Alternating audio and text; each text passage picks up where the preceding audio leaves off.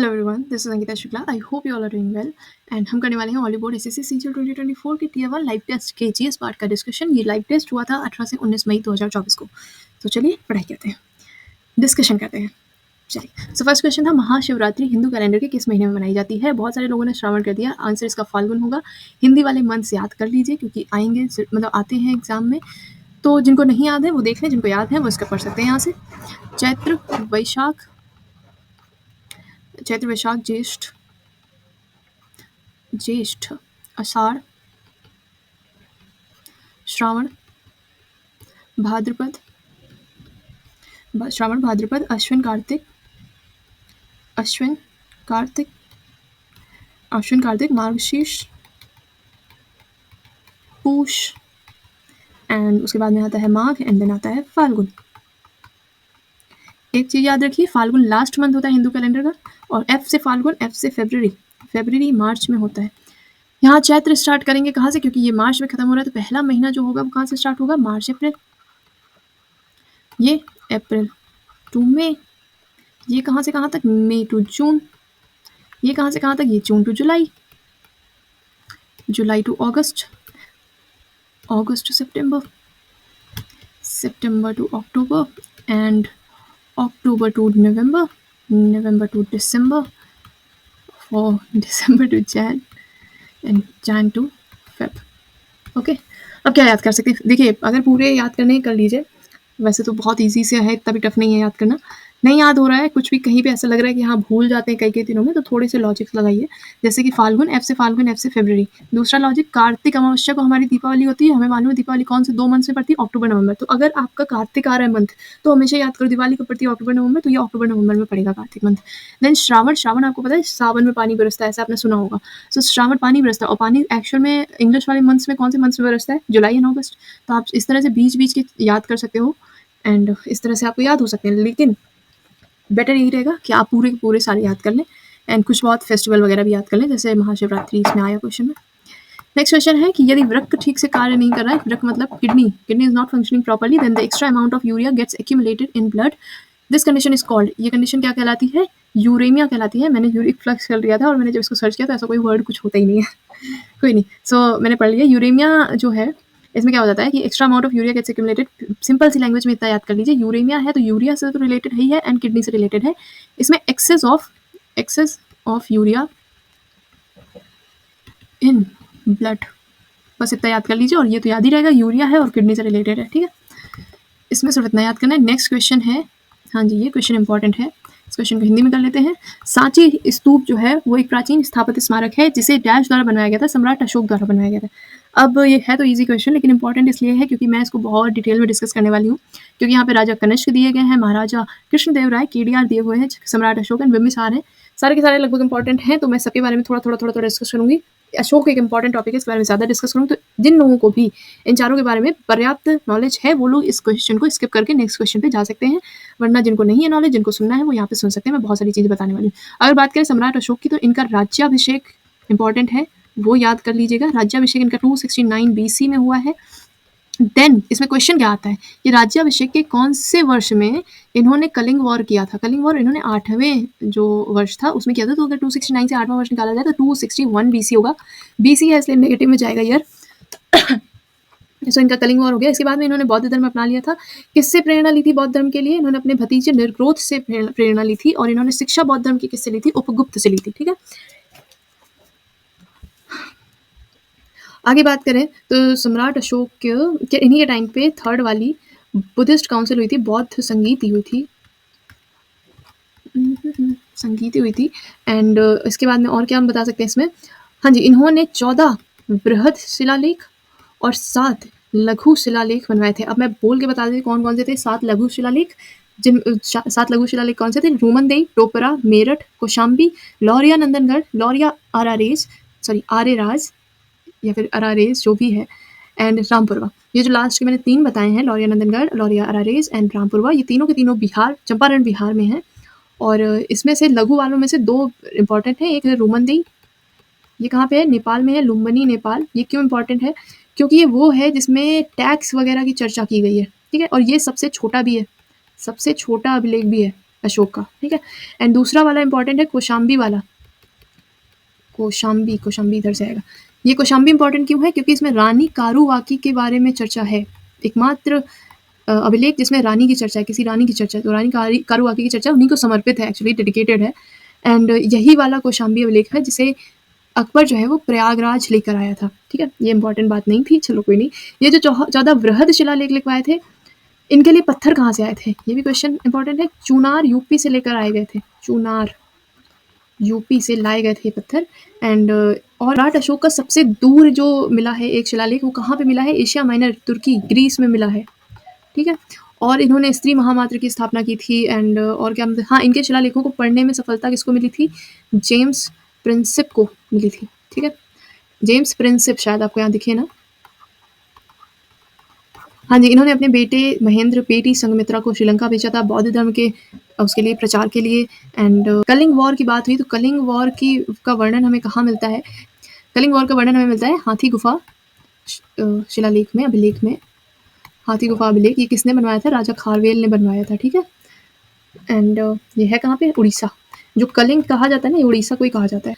हाँ जी, अब अभिलेख की बात हुई तो एक थोड़ा सा इंपॉर्टेंट चीज़ है कि इनका जो अभिलेख थे उनमें या तो देवनाम प्रियदर्शी नाम से इनका वर्णन हुआ था, या अशोक नाम से हुआ था, या सम्राट नाम से हुआ था।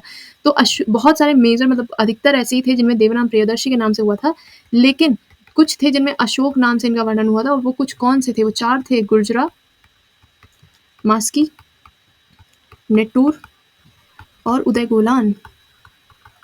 इसमें से ये जो लास्ट के 3 थे, ये तीनों कर्नाटक में थे और ये गुर्जरा वाला एमपी में था। इन चारों में ही सिर्फ अशोक का नाम अशोक नाम से वर्णित है, बाकी सब में या तो देवनाम प्रियदर्शी या फिर हमारा सम्राट। सम्राट भी एक ही में है, सम्राट शब्द से उनको वर्णित किया गया है सिर्फ और सिर्फ भब्रू अभिलेख में, राजस्थान में है ये, राजस्थान में है ये। और इसी में भब्रू अभिलेख में ही त्रिपिटक की चर्चा भी हुई है। सो ये था पूरा अशोक। नहीं, अभी पूरा नहीं है। अशोक के बारे में एक इम्पॉर्टेंट बात ये भी है कि अशोक ने ही कश्मीर जाकर विद्रोह शांत किया था और श्रीनगर की स्थापना की थी। श्रीनगर जो वहाँ पे है उसकी स्थापना की थी अशोक ने, ठीक है।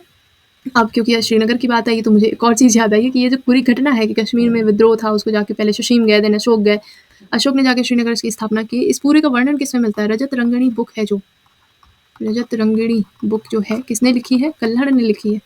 उनकी बुक में इस पूरे का वर्णन मिलता है। अब इसके अलावा और कुछ नहीं बताएंगे। अब थोड़ा सा अशोक को इरेज करते हैं, थोड़ा सा नहीं पूरा, एंड हम बात करेंगे कनिष्क की। थोड़ी जल्दी जल्दी बात करेंगे कनिष्क की। 4th बुद्धिस्ट काउंसिल, 3rd वाली कहाँ हुई थी? अशोक के टाइम पे। 4th वाली बौद्ध संगीति इनके यहाँ पे हुई थी। अब देखिए बाकी सब कुछ कनिष्क के बारे में कि हाँ इन्होंने प्योर गोल्ड के सिक्के चलवाए थे, हिंदू कुश पर्वत के नीचे सोना मिला था इनको, एंड ये सारी चीज़ें सबको ही बता देता है। इनके में से जो क्वेश्चन अटकेगा, वो क्वेश्चन अटकेगा कौन सा? जो सबको पता है वो नहीं, वो अटकेगा इनके दरबारी, जो बहुत रेयरली किसी को याद होते हैं। दरबारी लिखना शुरू कर लीजिए यहाँ से। पार्श्व, 2nd चरक, 3rd नागार्जुन, अब ये कौन थे ये बता देंगे अभी हम। 4th Vasumitra, 5th अश्वघोष। ये इंपॉर्टेंट क्यों है? देखो जो पार्श्व थे ये एक दार्शनिक थे, दार्शनिक मतलब फिलोसोफर, ठीक है। चरक जो थे ये वैद्य थे, इन्होंने ही चरक संहिता लिखी, ठीक है, इसलिए ये इंपॉर्टेंट है। नागार्जुन जो थे ये वैज्ञानिक थे और इनके दरबार में भी थे, ठीक है। वासुमित्र जो थे ये कवि थे, एक फेमस कवि थे। एंड अश्वघोष जो थे ये विद्वान थे, इन्होंने बुद्ध चरित्र लिखी। और ये जो थे इनको जो कनिष्क थे वो पाटलिपुत्र से अपने दरबार में लाए थे, और जब इनको लाए थे अश्वघोष को, उसी टाइम पे जो बुद्ध जी का भिक्षा पात्र था वो भी लेके आए थे, ठीक है। अब कनिष्क से रिलेटेड और भी इंपॉर्टेंट बातें कुछ बता देते हैं। फर्स्ट ऑफ ऑल जो आप लोगों ने हमेशा से सुनी होंगी, ये हिंदू कुश पर्वत के नीचे सोने का भंडार इनको मिला था, शुद्ध सोने के सिक्के सबसे ज़्यादा इन्होंने चलवाए थे। एंड ये सोने का व्यापार रोम मिस्र तक लेके गए थे। ये सारी चीज़ें आपने पढ़ी होंगी। एक चीज़ और याद कर लीजिए कि नाशपाती की खेती इन्होंने स्टार्ट करवाई थी। ये मतलब इन्हीं के टाइम पे पहली बार हुई थी नाशपाती की खेती। आलू की खेती पहली बार इनके शासनकाल में हुई थी, और इन्हीं के शासनकाल में एक अरब नाविक ने मानसून की खोज की थी। अरब नाविक ने मानसून की खोज की थी। याद रखिएगा कि कनिष्क की जो जल सेना थी वो वीक थी। जल सेना मतलब नेवी जो थी वो कमज़ोर थी। नेवी स्ट्रॉन्ग किसने की थी? आके चोल शासकों ने की थी आके, ठीक है। ये याद रख लेना, चोल के पहले तक नेवी बहुत वीक थी। और जब चाइना वाला जो पार्ट था, अच्छा हाँ, चाइना से याद आया, Kanishka was the only ruler of Indian ruler, जिसने चाइना के एक पार्ट पे, मतलब पूरे चाइना पे नहीं लेकिन चाइना के कुछ पार्ट पे जो हम लोगों से सटा हुआ है उस पे अपना वो रखा था, मतलब वहाँ पे राज किया था। ठीक है। एंड और क्या बता रहे थे हम? हाँ जी, तो जो चीन का रेशम मार्ग बना था उसकी वजह से जो ये कनिष्क का ये रोम वाला जो सोने का व्यापार था वो इफेक्ट हो रहा था। तो कनिष्क ने इनके थल सेना ले जाके अटैक किया था क्योंकि इनकी जल सेना मजबूत नहीं थी। अब कनिष्क कंप्लीट हो चुके हैं, कनिष्क को हम कट करते हैं एंड हम बात करेंगे केडीआर की, कृष्णदेव राय की। कृष्णदेव राय कहाँ से बिलोंग करते हैं? तुलुक डायनेस्टी, विजयनगर साम्राज्य, है ना। सबसे पहले कृष्णदेव राय की 2 कृतियां जो उन्होंने लिखी हैं, आमुक्त माल्यद, आमुक्त माल्यद कौन सी लैंग्वेज में है? ये तेलुगु में है। और दूसरी कौन सी लिखी है इन्होंने? जामवती कल्याणम, जामवती कल्याणम। ये कौन सी लैंग्वेज में है? ये संस्कृत में थी शायद। हाँ जी, संस्कृत में। कल्याणम है तो संस्कृत। अब इनकी कुछ उपाधियां हम देख लेते हैं। उपाधियां कौन कौन सी इन्होंने ली थी। अब मैं शायद लिखूँ ना, सिर्फ बोल दूँ। देखिए, आंध्र भोज, अभिनव भोज, आंध्र प्रतिमाह और यवनराज स्थापनाचार्य, ये इन्होंने 4 अपनी उपाधियां ली थी। एक चीज़ और याद रखिएगा, जस्ट बिकॉज आप इसको हिस्ट्री में काफ़ी लास्ट में इनको पढ़ते हैं तो आपको लगता है काफ़ी बाद में आए होंगे, लेकिन ये बाबर के समकालीन थे। ठीक है। जिस टाइम पे बाबर दिल्ली में था उस टाइम पे ये नीचे की साइड में विजयनगर साम्राज्य में थे। इन्होंने कुछ इंपॉर्टेंट मंदिर वगैरह बनवाए। कौन कौन से हैं वो? विट्ठल स्वामी मंदिर, विट्ठल स्वामी मंदिर, ये कहाँ पे? नांगलपुर में, नांगलपुर में विष्णु जी को समर्पित है। ठीक है। एंड उसके बाद हज़ारा मंदिर, हज़ारा मंदिर। उसके बाद में विजय क्या था? विजय महल। एंड यही 3 चीज़ें थी। हाँ जी, इन तीनों का निर्माण करवाया था। इन्हीं के दरबार में अष्ट दिग्गज, मतलब 8 विद्वान थे जिन्हें ये अष्ट दिग्गज कहते थे, दिग्गज। ठीक है। जिनमें से एक तेनालीराम भी थे। एंड तेनालीराम की बुक कौन सी थी? पांडुरंग महामात्र। ठीक है। अगर किसी को याद रखनी तो याद कर लो। इनकी डेथ हो गई थी 1529 में, और आपको उसकी याद होगी बाबर कब मरा था? 1530 में। सो ये होगी केडीआर की बात। एंड बिम्बिसार हर्यक वंश वाले थे, संस्थापक थे, और इन्होंने मैरिज अलायंस किए थे अपना साम्राज्य विस्तार करने के लिए। यही सारी चीज़ें वही सेम। तो बिम्बिसार को डिस्कस नहीं करते हैं, आगे बढ़ते हैं क्योंकि बहुत लंबा डिस्कशन हो गया इसमें। किस पंचवर्षीय योजना के औद्योगिकीकरण की सर्वोच्च प्राथमिकता पर ध्यान केंद्रित किया गया था? औद्योगिकीकरण पर किस पे? सेकेंड वाली पे किया गया था। अगर हम फर्स्ट 5 ईयर प्लान की बात करें तो इसमें 2.1 टारगेट था, 2.1% का। 3.6% हमको मिला था, हेरेडोमर मॉडल पे बेस्ड था। सिंचाई, ऊर्जा, कृषि, परिवहन और उद्योग इसके मेन ऑब्जेक्टिव्स थे, एम थे। दूसरी वाली जो थी इसमें हमारा क्या था? इसमें हाँ बहुत सारे प्लांट्स वगैरह, स्टील प्लांट्स, उद्योग, क्योंकि औद्योगिकरण होना था तो वो हुए थे। जो मेन वाले हैं 3, वो कौन से हैं? दुर्गापुर, दुर्गापुर स्टील प्लांट कहाँ पे था? बंगाल में। एंड और क्या था? Bhilai and Rourkela, Bhilai and Rourkela. कहाँ कहाँ थे ये? उड़ीसा में था।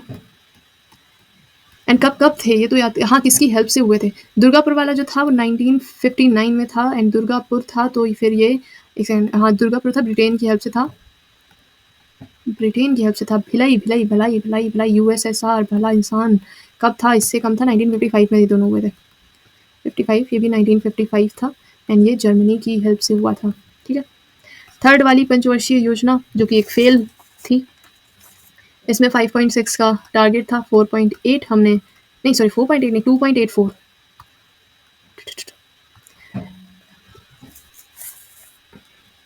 2.84% हमने अचीव किया था। ठीक है। और इसमें क्या क्या बता दें? हाँ, इसमें इसी के टाइम पे 1962 में इंडो चाइना वॉर हो गया था। 1965 में इंडो पाक वॉर हो चुका था। एंड इसी के टाइम पे बोकारो स्टील प्लांट नागपुर में लगाया गया था। बोकारो स्टील प्लांट नागपुर में लगा था। ईयर 1964। ठीक। चौथी वाली पंचवर्षीय योजना की बात ना करते हुए अगर हम प्लान हॉलीडे की बात कर लें, ओह शिट, चलो कोई नहीं। प्लान हॉलीडे, इसको काट दो। यहाँ पे हम बात करेंगे प्लान हॉलीडे। क्यों हम इसकी बात कर रहे हैं? क्योंकि ये ज़्यादा इंपॉर्टेंट है। क्यों इंपॉर्टेंट है? 1966 टू 69 चले थे प्लान हॉलीडेज। एंड कौन कौन से ईयर? 1966 में हरित क्रांति आ गई, 1968 में, और इसके बाद 1969, 69, हाँ जी ये बताना है मुझे। 1968 में डीआरडीओ की स्थापना कर दी हमने। 1969 में हमने इसरो की स्थापना कर दी। एंड 1969 में 14 बैंक थे, उनका नेशनलाइजेशन हुआ था। ठीक है, हाँ जी। सो बेसिकली प्लान हॉलीडे जो था वो भी इंपॉर्टेंट था, उसमें ये इतनी चीज़ें नहीं थी, याद रखना। ठीक है ना। फरवरी 2024 में किस राज्य ने सरकार ने 18 से 35 वर्ष की आयु में नवोदित उद्यमियों को 1 लाख रुपए तक का ब्याज मुफ्त बैंक ऋण प्रदान करने के लिए स्वयं योजना हमारी उड़ीसा की है, लॉन्च हुई है। एंड इसमें और कुछ एक्स्ट्रा बताने को है नहीं, तो इसमें इतना ही याद रखिए बस। क्वेश्चन नंबर 31, इसमें होगा बताने को कुछ। डूरन कप फुटबॉल से है, फुटबॉल के और कौन कौन से हैं कप? कलिंग कप, और कौन सा है? रोवर्स, संतोष ट्रॉफी, और कौन सा? Scissors cup. सही है। एंड देन हम बात करेंगे हॉकी। हॉकी में कौन से हैं? आगा खां, बहुत होते हैं हॉकी में। हॉकी में तो Aga Khan, Dhyanchand trophy, Indira gold trophy, and lady Ratan Tata. Lady Ratan Tata तो शायद बैडमिंटन में भी होती है। Nehru trophy, Modi gold cup, Rangaswami, and then Ranjit Singh gold cup, ये सारी चीज़ें होती हैं। क्रिकेट की तो हम लोगों को सारी पता ही है। बास्केटबॉल की 2-3 हैं, वो याद कर लेते हैं। बैंगलोर कप, ये मैंने लिख के रखी है तो Bangalore cup, Todd memorial trophy, Todd memorial trophy, and एक जो हमेशा हमेशा याद रहता है वो है विलियम्स कप, इंपॉर्टेंट भी है विलियम्स कप। एंड और क्या था? हाँ जी, इसके तो हो गया, सारे हो गए। बैडमिंटन की अगर हम बात करें, कौन सा है? थॉमस उबेर, और कौन सा? नारंग कप, और वही लेडी रतन टाटा वाला, रतन टाटा। बस बहुत एक था। चलिए नेक्स्ट क्वेश्चन पे चलते हैं। नेक्स्ट क्वेश्चन हमारा कह रहा है, मई 2024 में निम्नलिखित में किस भारतीय वन्य जीव विज्ञानी को यूके के प्रमुख वन्य जीव चैरिटी पुरस्कार व्हीटली फंड फॉर नेचर ने व्हीटली गोल्ड अवार्ड से सम्मानित किया है? तो वो है पूर्णिमा देवी बर्मन, असम से बिलोंग करती हैं। अच्छा, व्हीटली गोल्ड अवार्ड जो है ना, इसे हम लोग ग्रीन ऑस्कर के नाम से भी जानते हैं। ठीक है, एंड हाँ जी, बस इतना ही। हाँ जी, इनको मिला क्यों है? इन्होंने एक हरगीला नामक बर्ड का कंजर्वेशन किया है, उनके हैबिटेट, नेचुरल हैबिटेट वगैरह का, इसलिए मिला है। पुदुकोट्टई दक्षिणामूर्ति पिल्लई निम्नलिखित में किस वाद्य यंत्र से संबंधित है? ये कंजरा से संबंधित है। कंजरा ये प्ले करते थे, एंड ऑल्सो क्या प्ले करते हैं? मृदंगम, कंजरा प्लस मृदंगम। ये जो मुझे बिल्कुल नहीं आते ना, ये मैं लिख के रखती हूँ। सो दैट्स इट, इसमें और कुछ इंपॉर्टेंट है नहीं। हाँ जी, ये अच्छा क्वेश्चन था। कौन सा लोक नृत्य उड़ीसा के कालाहांडी और नुआपाड़ा जिले में गोंड व्यक्तियों द्वारा किया जाता है? सो क्वेश्चन में कंफ्यूजिंग ये था कि गुसाडी और मदली, ये दोनों के दोनों गोंड जनजाति द्वारा किए जाते हैं डांस, लेकिन जो ये गुसाडी है ये यहाँ उड़ीसा में नहीं होता है। गुसाडी जो है वो आंध्र प्रदेश में होता है, एंड ये जो है ये उड़ीसा में होता है। और यहाँ उड़ीसा वाला पूछा गया था, तो मदली सही होगा।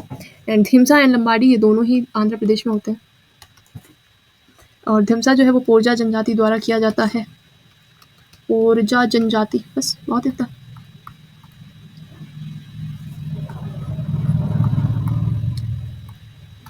नेक्स्ट क्वेश्चन है, मुद्रा योजना जो है वो सरकार द्वारा गैर कॉर्पोरेट, गैर कृषि, छोटे सूक्ष्म उद्यमों को डैश रुपए तक के ऋण प्रदान करने के लिए शुरू की गई है। 10 लाख तक का ऋण प्राप्त किया जा सकता है। डिपेंड करता है आपका जो उद्यम है, आपका जो बिजनेस है वो कितना बड़ा है। 3 पार्ट्स में डिवाइडेड है। अगर आपका छोटा बिजनेस है तो आप 50,000 का लोन ले सकते हो। अगर आपका बड़ा बिजनेस है तो आप 5 लाख तक का लोन ले सकते हो।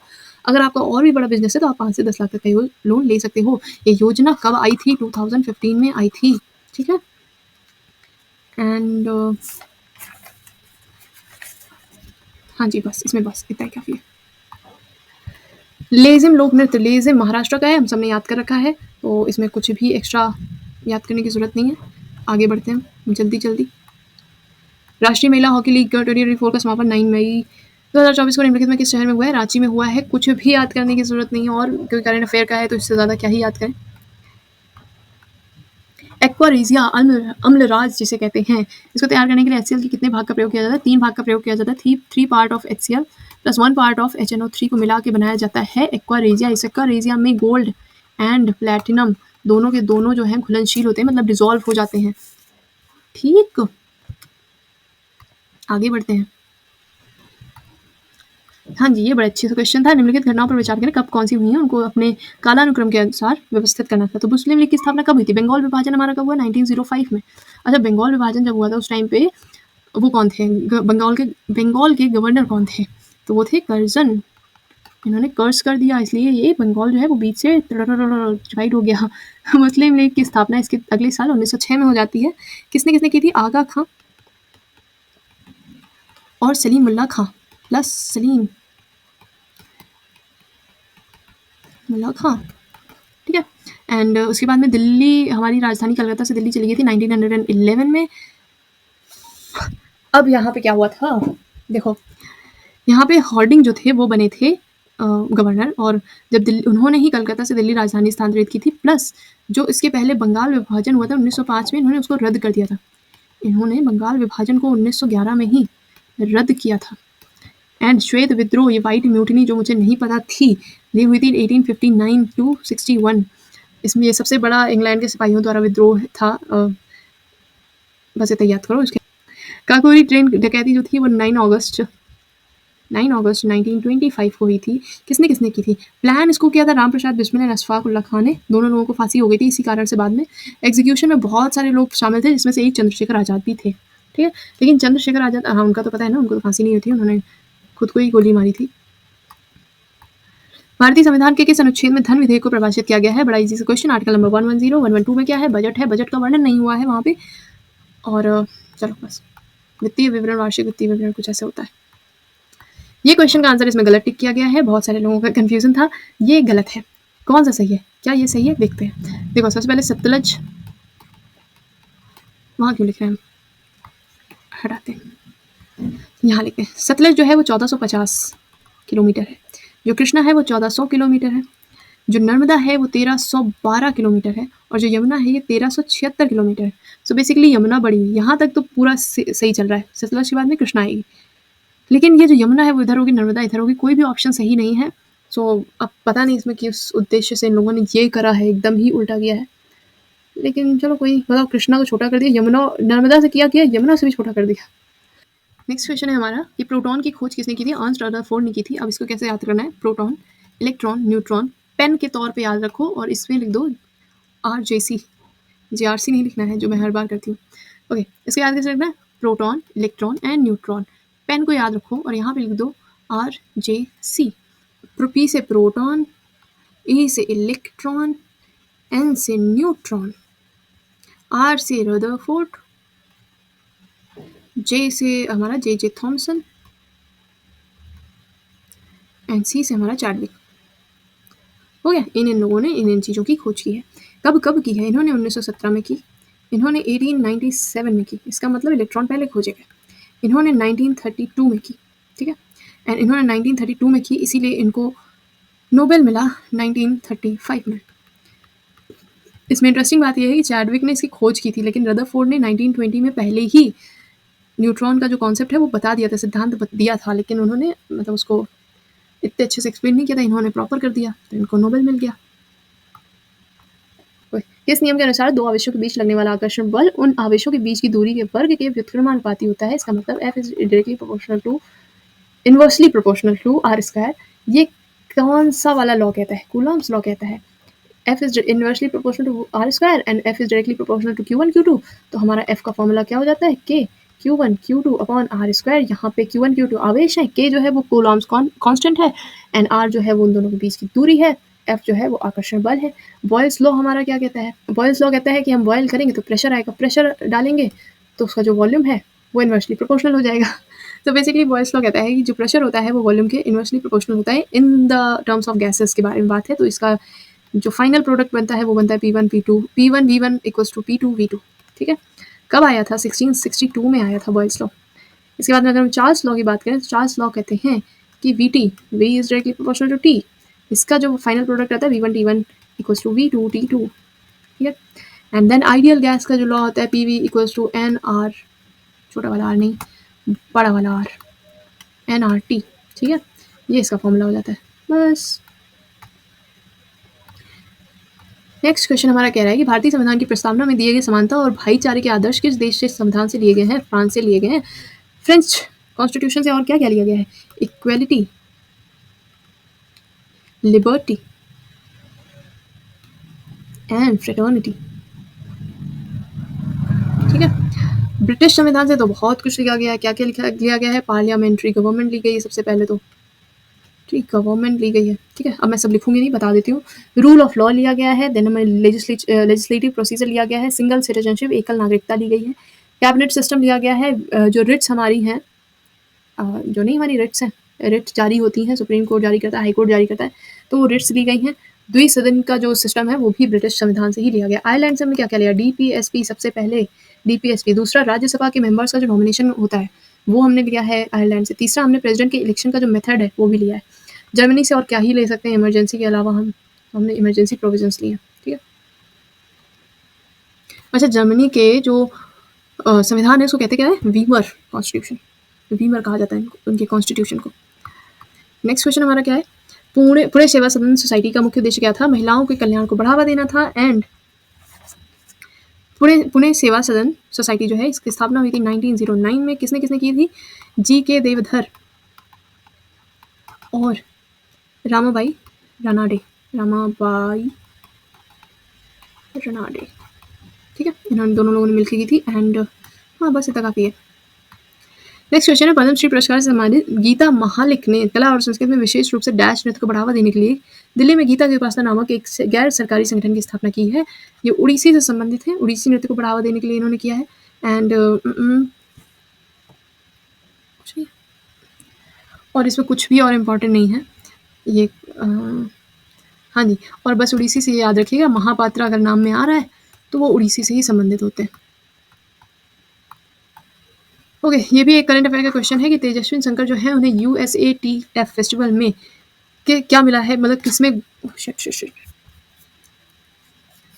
किसमें जीत मिली है, ऊंची कूद, हाई जंप, ना हाई जंप से रिलेटेड, बस इतना याद रख लो।